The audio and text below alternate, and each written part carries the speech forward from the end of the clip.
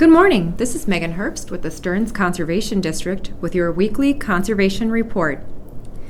I have seen a lot of manure getting applied the last couple of weeks, so I thought it would be a good time to talk about some manure application reminders for best management practices, and then also some tips to help avoid nutrient loss.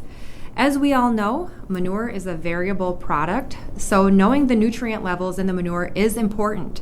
Therefore, you should get your manure analyzed every year for the first few years to at least develop a baseline or an average, and then you can dial it back to sampling once every 4 years.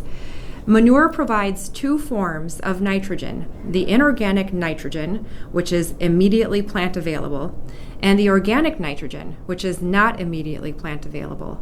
The organic fraction will need some time to break down, called mineralization, to become usable by the crop. So when you're calculating a nitrogen-based application rate, use the total nitrogen multiplied by the availability factor.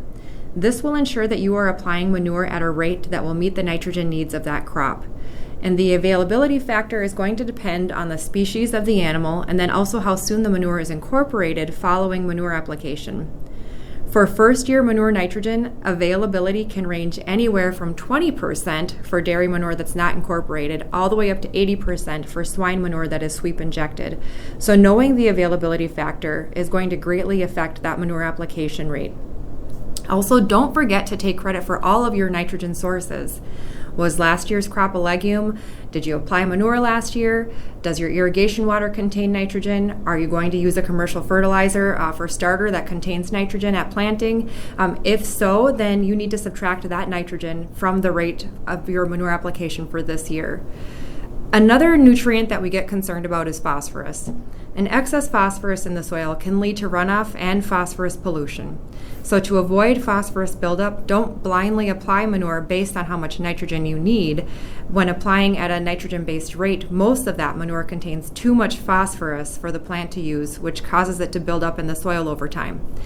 Instead, if your soil test shows high phosphorus levels, consider applying at a phosphorus-based rate. And that means looking at how much phosphorus your plants will need and applying that manure at a rate that provides that amount of phosphorus. Of course, if you do it that way, you'll likely underapply nitrogen, so you will need to supplement with another nitrogen source like commercial fertilizer. Also, when you're applying manure in the fall, you have a long wait until the spring when those crops are going to be readily available to take up that nutrient. So nitrogen, unfortunately, does have a knack for escaping into the environment, and nitrate is the most mobile form of nitrogen. Manure doesn't contain significant amounts of nitrate, but the ammonium in the manure, which is the plant available form of nitrogen, can convert to nitrate through a process called nitrification. And that can happen very quickly when the soil temps are warm. So therefore, we do recommend that you wait until soil temps are 50 degrees or cooler to apply manure to help keep that manure in that ammonium form. Note that the nitrification is not halted at a cooler temperature, it's just slowed down. So even around freezing, that nitrification process continues very slowly. Another thing to remember is to try to get that manure incorporated into the soil as soon as possible to help avoid nitrogen loss to the atmosphere as a gas through the process called volatilization. So if your manure is left on the surface, nearly all of that immediately plant available nitrogen, the ammonium form, is going to be lost, but the organic nitrogen will remain. Next, I do want to talk quickly about the Minnesota Irrigator Program. The Minnesota Irrigator Program is taking place on November 18th and 19th of this year in Becker, Minnesota, so nice and close by. It's a hands-on research-based training where growers and advisors will learn practical ways to improve water use efficiency, irrigation scheduling, and return on investment from equipment.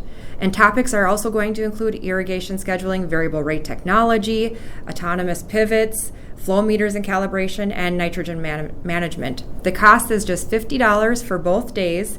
Breakfast and lunch are included, and participants can earn CCA CEUs and the Minnesota Ag Water Quality Certification Program irrigation endorsement. The deadline to register is November 14th, so coming up in just a few weeks here, and enrollment is limited to 25 participants and will be decided on a first-come, first-served basis. You can find more details and registration information online simply by searching for the Minnesota Irrigator Program. And that's about it for me today. If you have any questions or comments about any of the things I talked about, please don't hesitate to contact the Stearns Conservation District at 320-251-7800 or check us out online at www.stearnscountyswcd.net. Please have a wonderful weekend and a safe harvest. This has been Megan Herbst with the Stearns Conservation District with your Conservation Report.